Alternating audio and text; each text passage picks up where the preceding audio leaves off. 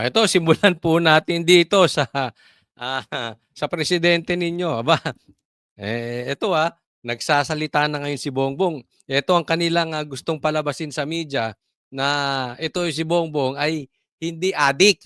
Ito pong paglabas-labas ni Bongbong, pinapakita niya 'yan na, "O teka muna ha, o eto araw-araw, okay. Kasi sinasabi ng taong bayan ako ay nagtatago." Oo, 'di ba? Pansin niyo naman lilitaw lulubog ito, eh. Minsan ilang araw mawawala pero eto ngayon nag-a-active siya, nagpapakita siya, kahit saglitan-saglitan siguro saglitang paglabas niya sa mga videos, wala namang nagtatanong. So, hindi mo rin makita talaga kung ano ang talagang pag-iisip nito si Bongbong. So scripted 'yan. Ginawa lang 'yan ng, kung sino man. Siguro yung bumubulong-bulong sa tabi niya 'pag natutulog o siguro yung bumubulong-bulong sa tabi niya kung sino man 'yun.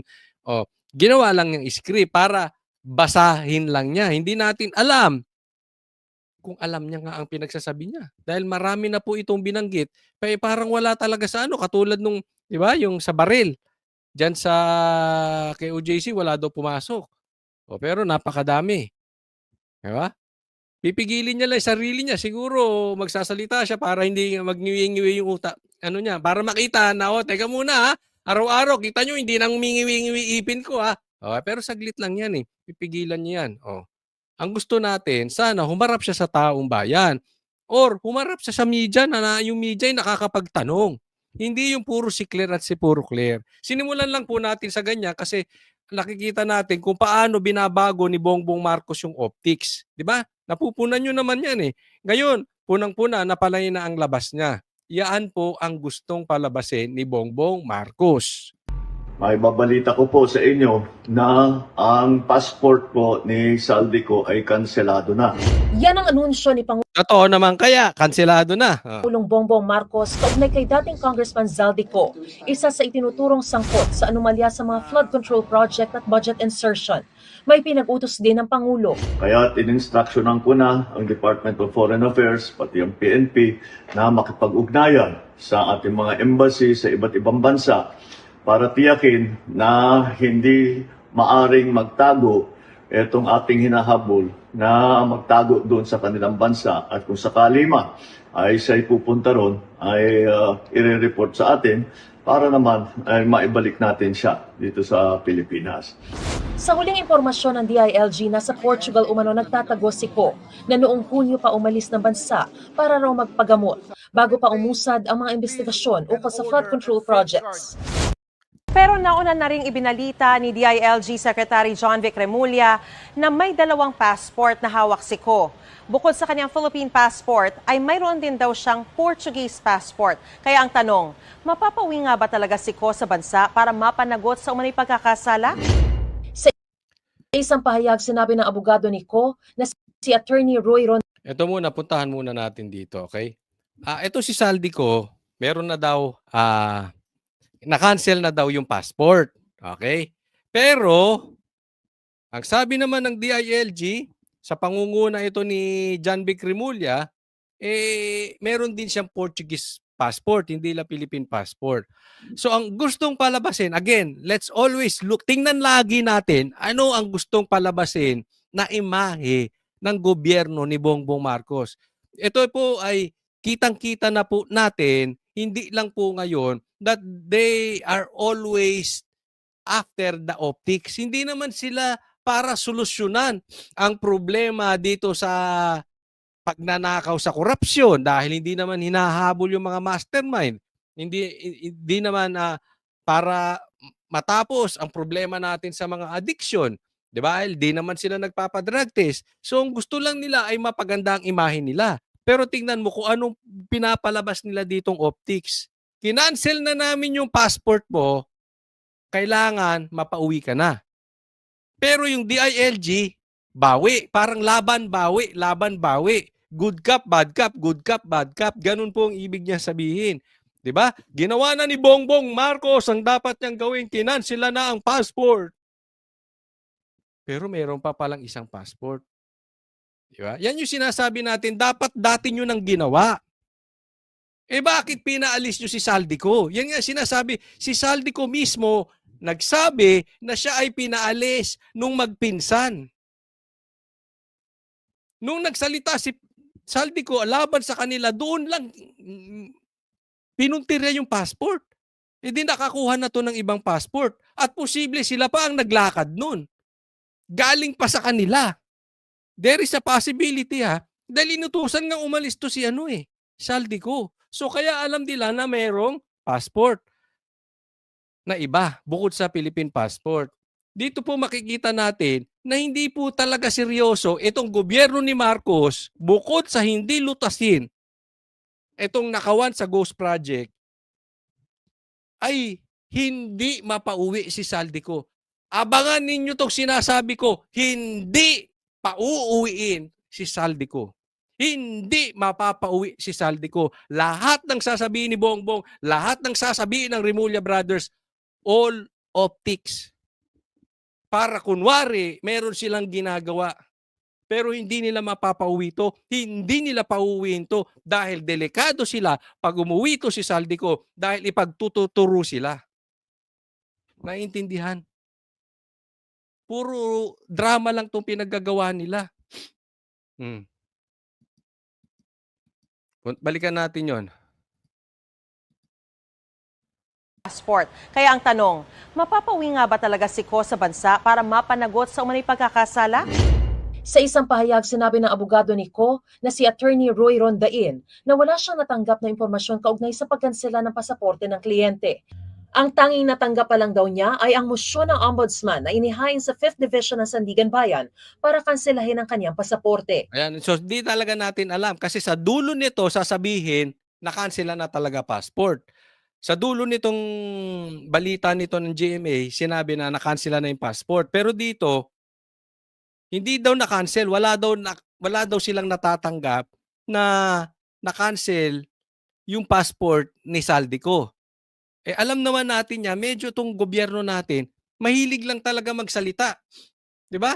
Kita natin si Boying, meron na daw warrant of arrest bato pero nasa cellphone lang niya. 'Di ba? Sa madaling salita, walang hard copy, soft copy lang. So mahilig lang sila magsalita ng ganyan pero malayo sa katotohanan. Pero tatandaan po natin, ito nakakaduda. Okay? Huwag po natin kakalimutan, dito tayo magdududa. May sinabi si Bongbong Marcos na sinusuhulan daw siya, binablackmail daw siya ni Saldico na wag lang cancelin yung passport niya pero hindi na maglalabas ng video si Saldico. Di ba? Naalala nyo? So hindi natin malaman kung sino nagsasabi ng totoo dahil sabi nung abogado ni Saldico, hindi po, malayo po sa katotohanan yun. Isipin mo, bablackmailin mo, presidente, gago ka ba? Walang gagong gagawa nun. Pero, yan po ang nilabas. Ito kapuna-puna. After nun, nawala na si Saldico. Tapos, hindi ngayon lang lumabas yung pagkakansela ng passport kasi ang usapin na sinasabi dito ni Bongbong Marcos yung pagkansela ng passport. Kaya nga naman, kung talagang hindi pa rin mapauwi si Saldico, tapos sinasabi ni Bongbong Marcos na-cancel na yung passport, posible nga na nagkaroon na sila ng usapin. Nag-uusap na tong dalawa. Teka muna, tatandaan po natin eto si Saldico, kasabwat nila sa pagnanakaw. Ito pong tatlong ito, ito po ang mastermind. Bongbong, Tambaluslos, at si Saldico.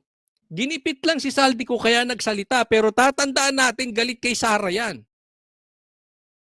So pag nakuha ni Saldico yung gusto niyang proteksyon, hindi na rin magsasalita yan. Kaya lang nagsasalita yan, parang poker to. Nagbabluff lang. Di ba? Kasi inipit si Saldico nakikita nyo na.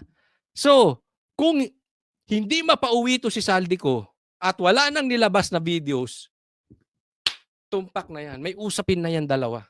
Kasi sabi marami pang lalabas na videos. Even yung abogado sinasabi, merong text messages si Lisa, yung asawa ni Bongbong Marcos at si Saldico to prove, biglang nawala.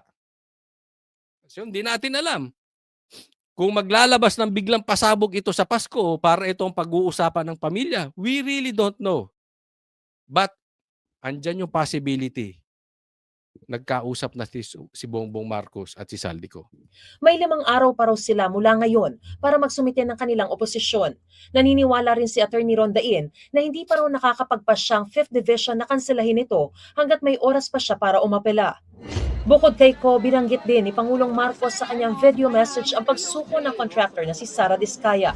Matatanda ang inunahan na ni Diskaya ang nakaambang warrant of arrest laban sa kanya at voluntaryong sumuko sa NBI kahapon. Inaantay ang formal ng paglabas ng kanyang warrant of arrest. Kaya't na nakikita po natin, Anong warrant to pare? Sumuko na nga, gago. Gago ba ikaw?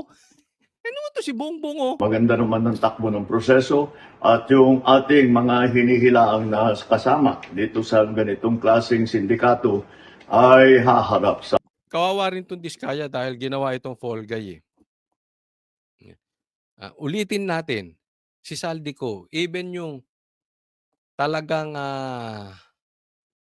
gumagawa ng pera para dun sa magpinsan na Tambaluslos at saka si Bongbong, sinubukan gawing fall guy.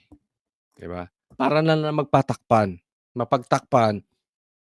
hindi makarating sa kanila yung investigasyon. So ito yung Diskaya, no choice din sila eh. Ikukulong ito para na lang masabi. Kaya nga ako sa inyo, sinasabi ko po sa inyo, hindi po sa kinakampihan ko sila Diskaya, okay? Pero hindi po ako masaya kahit kaunti po na mapaparusahan sila Diskaya. Dapat po, huwag tayong papayag na i-divert ito.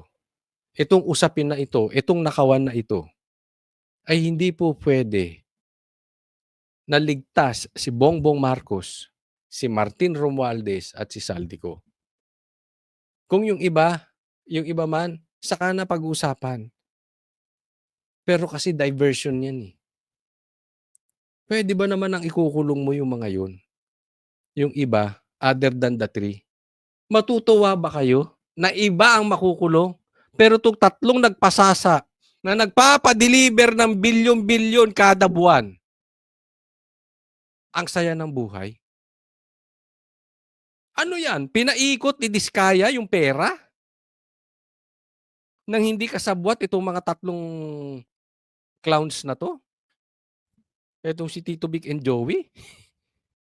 Nakukuha niyo po.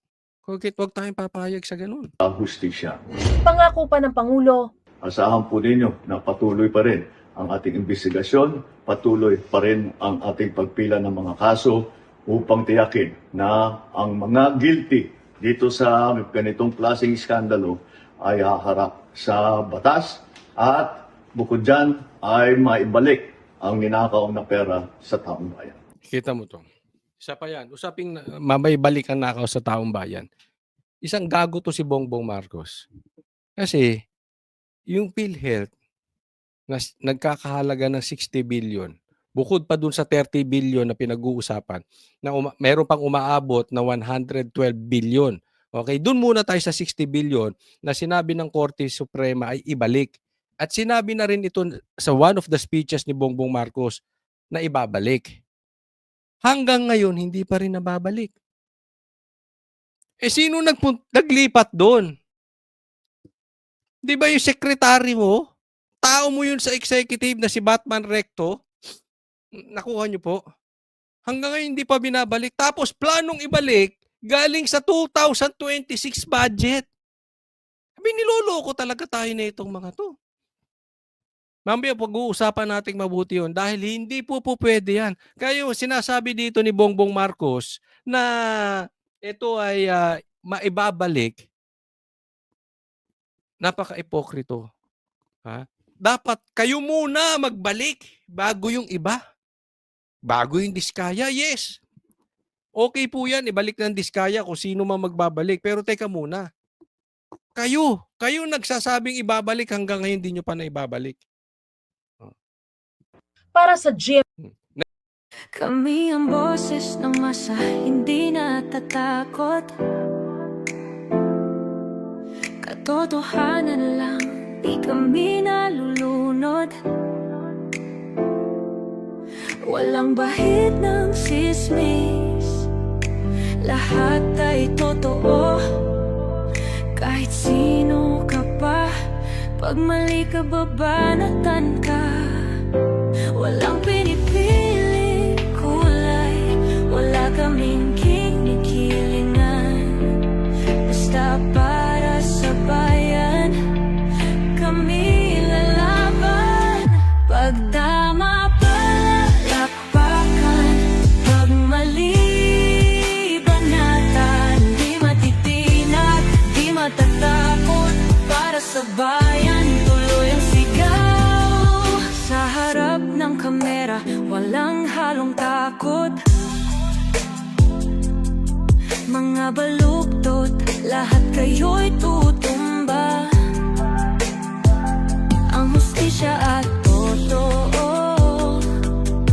yun lang ang mahalaga. Kahit sinong harang, di kami matitinag. Walang pinipiling kulay, wala kaming kinikilingan. Basta para sa bayan, kami lalaban. Pagtama palakpakan, pag mali banatan. Di matitinag, di matatakot, para sa bayan tuloy ang sigaw. Kung nasa tama ka, ikaw ay aming kasama. Pero pag mali ka, handa ka na bang mabasag? Banateros kami, walang inuurungan. Dahil bayan muna, bago ang sarili.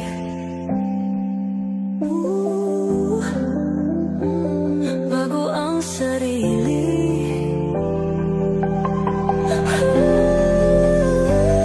Pagtama palakpakan, pag mali banatan. Banateros ang sigaw, katotohanan ang